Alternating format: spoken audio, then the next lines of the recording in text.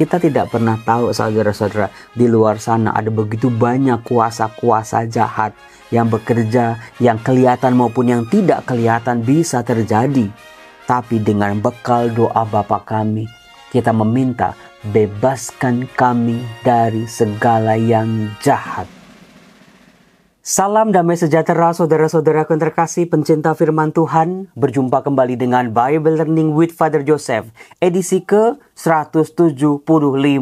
Sekarang saya ingat, kemarin saya lupa. Yang ngingetin, yang hafal urutan angkanya malah para penonton. Terima kasih saudara-saudara bahwa Anda adalah penonton yang setia. Saya kelamaan liburan ke Kalimantan sih, jadi lupa. Saudara-saudara, bagaimana kabar Anda hari ini? Saya berharap Anda semua dalam keadaan baik. Kalau Anda sedang dalam persoalan, kalau Anda sedang punya masalah gede segede gunung, ingat Filipi bab 4 ayat 13. Filipi bab 4 ayat 13. Segala perkara dapat kutanggung di dalam Dia yang selalu memberi kekuatan. Ada lagunya kan? Segala perkara dapat kutanggung di dalam Dia yang memberi kekuatan. Silakan saudara-saudara, ingat-ingat ayat itu, jadikan ayat emas kehidupan Anda. Terlebih ketika hidup Anda penuh goncangan, saat Anda butuh dengan Tuhan, saat Anda mencari kekuatan-kekuatan Tuhan. Percayalah, Tuhan selalu ada di samping kita. Tuhan selalu menyertai kita. Mungkin Tuhan sedang berbicara sama kita. Ayo anakku, coba lagi. Satu langkah lagi. Ayo anakku, berjuang lagi. Aku di sampingmu. Segala perkara dapat kutanggung. Tergantung sekarang perkaranya apa. Ada perkara-perkara dalam hidup kita itu kan utang piutang Romo, kesehatan Romo, masalah rumah tangga Romo, cinta yang sudah jadi dingin Romo, konflik-konflik Romo, dan aneka macam hal-hal lain. Semuanya bisa kita jadikan perkara dalam kehidupan kita. Tapi saudara-saudara, ingat, segala perkara dapat kutanggung di dalam Dia yang memberi kekuatan kepadaku. Jangan dipikir Anda doang yang punya perkara. Saya pun sebagai dosen, sebagai pengajar kitab suci, sebagai imam, perkara-perkara saya juga banyak. Tapi saya belajar, perkara-perkara saya di zaman dulu Tuhan selalu bantu, maka perkara-perkara saya, tanggung jawab saya ke depan Tuhan pasti bantu. Karena Dia selalu memberikan kekuatan kepada kita. Di sini siapa? Saya mau cek adik-adik yang sudah terima rapot. Saya Romo. Tulis di kolom komen. Rapotnya bagus apa enggak? Coba bagi adik-adik yang rapotnya bagus, saya bisa kasih kejutan buat adik-adik semua. Nah, saudara-saudara yang terkasih, dalam bacaan pertama hari ini yang dibacakan dari kitab Sirak bab 48 ayat 1 sampai 14. Kitab Sirak itu ada di bagian Deuterokanonika dalam kitab suci, di mana kitab Sirak itu isinya adalah nasihat-nasihat untuk hidup bijaksana, khususnya untuk orang-orang muda. Bagaimana kitab Sirak mengajak kita semua untuk belajar, mengambil pembelajaran dari kehidupan yang sudah kita bisa jalani ini. Entah itu kehidupan orang lain atau kehidupan diri kita sendiri. Atau juga alam, ciptaan, apapun yang ada di sekitar kita adalah sekolah universal. Sekolah itu bukan cuma di bangku kuliah atau di bangku sekolah ya. Tetapi sekolah itu adalah kehidupan itu sendiri. Saudara-saudara yang terkasih, apakah manusia mau belajar dari hidupnya?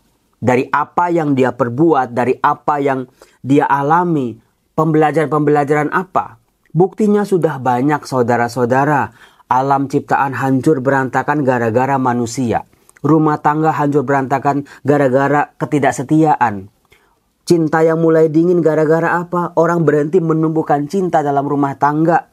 Konflik demi konflik antara orang tua dan anak gara-gara apa? Gara-gara konflik-konflik kecil dibiarkan sampai nanti meledak. Orang bisa terlilit hutang pinjol mungkin gara-gara hidupnya yang konsumeris, yang pengen ini, pengen beli ini, pengen kaya tetangga, pengen ini, pengen itu. Akhirnya penghasilannya berapa, pengeluarannya jauh lebih besar. Akhirnya terlilit pinjol. Sudah banyak saudara-saudara pembelajaran demi pembelajaran yang kita terima dalam hidup.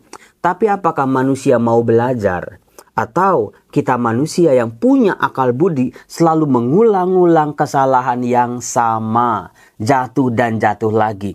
Itulah peran dari kitab Sirach. Belajarlah dari kehidupan itu sendiri, karena kehidupan adalah ibu dari ilmu pengetahuan yang mengajarkan kepada kita banyak hal supaya hidup kita lebih pintar, lebih bijaksana, lebih paham, dan tidak salah mengambil keputusan sebelum kita bertindak.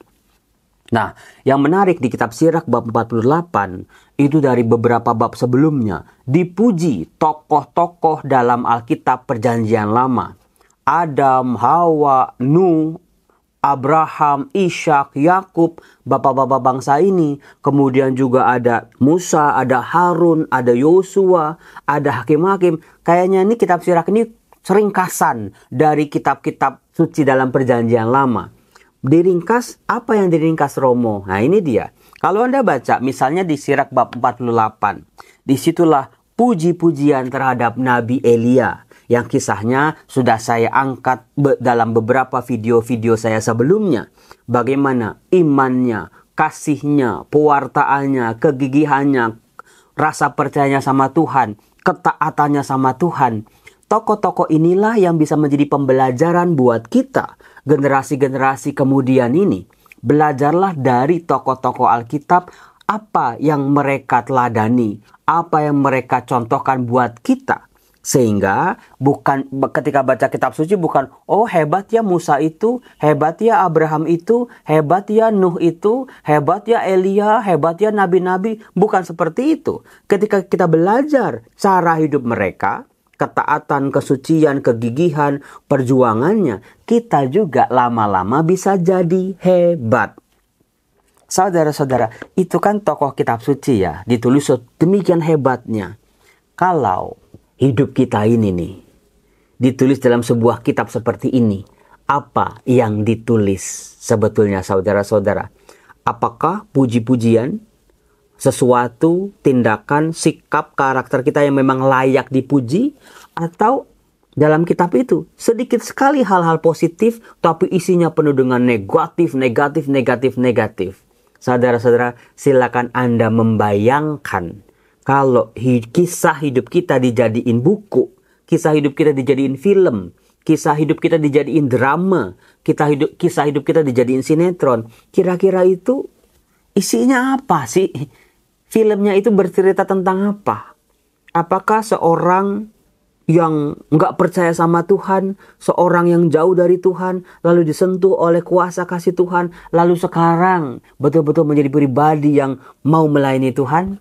Atau kisah hidup Anda, dulu Romo saya tuh rajin ke gereja, dulu Romo anak saya itu misdinas Romo, dulu anak-anak saya itu aktif di gereja, tapi sekarang mereka satu persatu nggak mau ke gereja lagi. Saudara-saudara terkasih, andai kata kisah hidup Anda dijadikan sebuah buku, film, sinetron ataupun drama, kira-kira dikasih judul apa? Kira-kira isinya tentang apa, saudara-saudara? Ini menjadi sedemikian penting. Romo, malu Romo, isinya kok ya berantem terus, masalahnya ya itu-itu terus, isinya kok air mata terus Romo, isinya kok kayak horor banget Romo. Hidup saya tuh lebih horor Romo daripada film jeritan kuntilanak di bioskop-bioskop. Kalau kuntilanak kan paling cuma teriak gitu. Tapi hidup saya lebih horor lagi Romo. Masalah demi masalah silih berganti, jatuh, belum sempat bangun udah jatuh lagi. Udah jatuh ketimpa tangga, horor lah Romo. Banyak orang-orang toksik di kehidupan saya Romo. Sampai juga saya secara gak sadar jadi toksik juga Romo. Buat anak-anak, buat teman-teman sekitar saya. Saudara-saudara, itu dia. Apakah kisah hidup kita sudah layak dijadikan sebuah buku puji-pujian seperti kitab Sirach ini? Kabar gembiranya saudara-saudaraku bahwa kita masih punya kesempatan nulis lagi entah selembar, 2 lembar, ataupun 100 atau 1000 lembar kehidupan kita selanjutnya. Selama kita masih hidup, kita masih diberi pena oleh Tuhan dan selembar buku tulis. Setiap pagi ketika kita bangun pagi, Tuhan kasih kita itu selembar. Ayo, kamu mau tulis apa dalam hidupmu? Kamu mau nulis apa di situ? Tulis. Kalau setengah buku itu romo air mata semua, setengah buku itu kebusukan semua, setengah film itu romo air mata semua, tulis. Endingnya kita sendiri yang menentukan, saudara-saudara, mau jadi apa. Itu luar biasanya. Anda sedang terpuruk, Anda jadi orang jahat, Anda lagi menjauh dari Tuhan, Anda lagi marah sama Tuhan, Anda lagi kesel sama Tuhan, lagi mencoba menghindar dari Tuhan. Masih ada 1 lembar lagi yang bisa Anda tulis. Anda mau menulis apa? Apakah mau begitu-begitu saja dalam hidup, terus-menerus sampai kita mengakhiri hidup kita? Perjuangan-perjuangan Anda dalam ketaatan, dalam menaklukkan diri di hadapan Tuhan, mengolah rasa percaya. Banyak anak-anak muda zaman sekarang susah banget buat percaya. Karena apa? Orang tuanya nyuruh dia ke gereja, orang tuanya nyuruh dia berdoa, tapi orang tuanya sendiri yang ke gereja, yang berdoa berantem mulu. Orang tuanya yang rajin banget ke gereja, kalau ngomongin orang udah paling jagoannya misalnya. Orang tuanya kalau udah ngomel, neraka, kebun binatang keluar semua. Padahal ke gereja tiap hari, padahal berdoa tiap hari. Buat anak muda zaman sekarang yang kayak gitu udah gak mempan. Tapi yang mempan adalah sebuah kesaksian hidup. Kita sebagai orang-orang generasi sebelumnya, ketika berhadapan dengan orang-orang muda, kesaksian hidup kita yang paling utama, saudara-saudara, tunjukkan kepada mereka bahwa kita ke gereja, kita ekaristi, kita sambut komuni, kita berdoa, kita baca firman Tuhan, itu kerasa ketika hadir dalam hidup harian kita. Makin sabar, makin bisa mengampuni, makin menjadi pribadi yang disukai oleh Tuhan dan sesama, makin sayang, makin sabar, makin gak suka bohong, makin bisa mengolah rohani dan jasmani, tidak serakah, tidak dengki, tidak pendendam, dan lain sebagainya, saudara-saudara. Yang kayak begitu, saudara-saudara, yang dilihat oleh mata anak-anak kita. Mereka nggak usah kita omong, mereka akan belajar sendiri. Mamaku hebat ya, ke gereja dia rajin, tapi dalam hidup harian dia tuh TOPBGT, temennya banyak, dia itu supel, dia itu ramah, banyak yang sayang sama dia. Aku mau kayak mama, misalnya kayak gitu.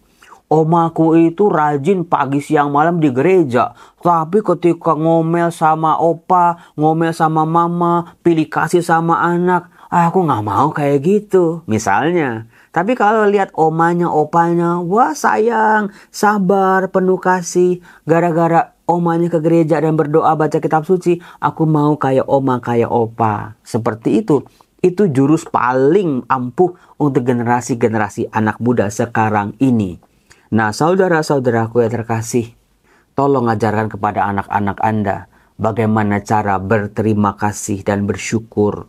Jangan sampai rasa terima kasih, rasa syukur hilang dari pikiran anak-anak Anda. Hilang dari pikiran Anda, hilang dari kehidupan Anda. Karena melulu mengeluh, jadi toksik, di pelayanan toksik, dimanapun dia berada jadi toksik, beribut sumber-sumber keributan. Belajarlah dari sebuah doa yang pada hari ini diajarkan oleh Tuhan Yesus dari Matius bab 6 dalam sabdanya di bukit, hal berdoa. Bagaimana doa yang asli lahir dari hati, bukan doa yang munafik, yang panjang-panjang, yang bertele-tele. Bukan cuma doa yang cuma minta terus, bukan cuma doa yang diem aja, tapi sebuah doa yang lahir dari relasi yang saling percaya, relasi yang mendalam, relasi yang utuh. Ini dia, yaitu doa Bapa kami. Tuhan Yesus dalam khotbah di bukit mengajarkan kepada kita doa Bapa kami. Siapa di sini yang sering banget Romo dapat celaka, sering ditipu orang, sering dimaki-maki orang, sering dijahatin sama orang? Doalah doa Bapa kami. pesan dari saya, sebelum Anda keluar rumah Anda, sebelum Anda keluar gerbang Anda, sebelum Anda naik mobil, angkot atau mobil pribadi Anda, sebelum Anda dalam perjalanan, sebelum Anda mengambil keputusan, sebelum Anda deal bisnis bahkan, sebelum Anda mengerjakan ujian, sebelum Anda mengerjakan tugas-tugas Anda, jangan pernah lupa doa Bapa kami. Doa Bapa kami dari kalimat awal sampai kata terakhir, saudara-saudara, itu sungguh luar biasa. Karena doa Tuhan sendiri yang diwariskan pada kita. Saya paling suka itu ketika bebaskan kami dari segala yang jahat. Bagi Anda yang pernah merayakan Ekaristi dengan saya, di bagian itu pasti saya nggak main-main. Bukan bebaskan kami dari yang jahat. Enggak gitu. Tapi saya minta kekuatan Tuhan. Tuhan, bebaskan kami, keluarga kami, anak-anak kami, orang tua kami, pekerjaan, urusan-urusan kami dari segala yang jahat. Bebaskan rumah kami dari segala yang jahat. Bebaskan bisnis kami dari segala yang jahat. Kita tidak pernah tahu, saudara-saudara, di luar sana ada begitu banyak kuasa-kuasa jahat yang bekerja, yang kelihatan maupun yang tidak kelihatan bisa terjadi. Tapi dengan bekal doa Bapa kami, kita meminta bebaskan kami dari segala yang jahat. Tuhan turun atas diri kita, melindungi kita menjadi perisai buat kita. Kalau ada orang punya niat jahat, akan mental sendiri. Kalau orang mau menjahati kita, dia sendiri akan kena. Kalau orang mau berniat jahat sama kita, kita akan terlindung. Itu kekuatan doa Bapa kami. Maka setiap hari jangan pernah lupa doa Bapa kami. Atau jangan cuma berdoa Bapa kami cuma di mulut doang. Bapa kami yang ada di surga, dimuliakanlah namamu, datanglah kerajaanmu, jadilah kehendakmu di atas bumi. Jangan kayak gitu doanya. Doa Bapa kami pakai hati, jalin dulu relasi sama Tuhan. Sambungin dulu nih relasi ini nih. Kalau nggak ada nyambungannya, jangan-jangan kita ngomong sendiri. Sambungannya dulu. Kalau orang mau telepon aja, pencet nomor telepon dulu bukan? Nyambung, Tuhan, aku mau bicara. Tuhan, aku mau berdoa. Tuhan, aku mau ngobrol sama Engkau, Tuhan. Aku percaya ada telinga Tuhan yang mendengar. Lalu siapkan hati, tempat, badan yang bersih, hati yang bersih, pikiran yang bersih, hati yang berserah. Coba jangan berdoa Bapa kami dalam keadaan kita kotor, saudara-saudara. Katakan dalam hati kita, sebut sapa Bapa, ini disapa. Anak kecil aja kan kalau, ayo itu ada Romo salam, terus anak kayak gini, disapa dong, dilihat dong Romonya, gitu kan? Ya apalagi dengan Tuhan. Ketika kita ngomong Bapa kami, itu ada Allah di surga yang sedang ngomong sama kita, yang sedang mendengarkan kita. Jangan cuman Bapa kami yang ada di surga, cuman asal-asalan aja. Betul-betul saudara-saudara, jangan pernah asal-asalan dalam berdoa Bapa kami, sebab doa ini sangat amat kuat dan luar biasa. Yuk berdoa bersama saya yuk. Dalam nama Bapa dan Putra dan Roh Kudus. Amin. Bapa, bersihkanlah kami sebelum kami menyebut namamu, sebelum kami menyapa Engkau dalam doa kami. Izinkan kami membersihkan hati, budi, jiwa raga kami. Biarlah ada kepatuhan, ada ketaatan. Kami buka hati kami. Tuhan, kuasai kami, rajai kehidupan kami sebelum kami berdoa. Bapa kami yang ada di surga, dimuliakanlah namamu, datanglah kerajaanmu, jadilah kehendakmu di atas bumi seperti di dalam surga. Berilah kami rejeki pada hari ini, dan ampunilah kesalahan kami, seperti kami pun mengampuni yang bersalah kepada kami. Dan janganlah masukkan kami ke dalam pencobaan, tetapi bebaskan kami dari yang jahat. Amin. Ya Bapa, kami mohon kepadamu, bebaskan keluarga kami dari segala yang jahat. Bebaskan pekerjaan kami dari niat-niat jahat.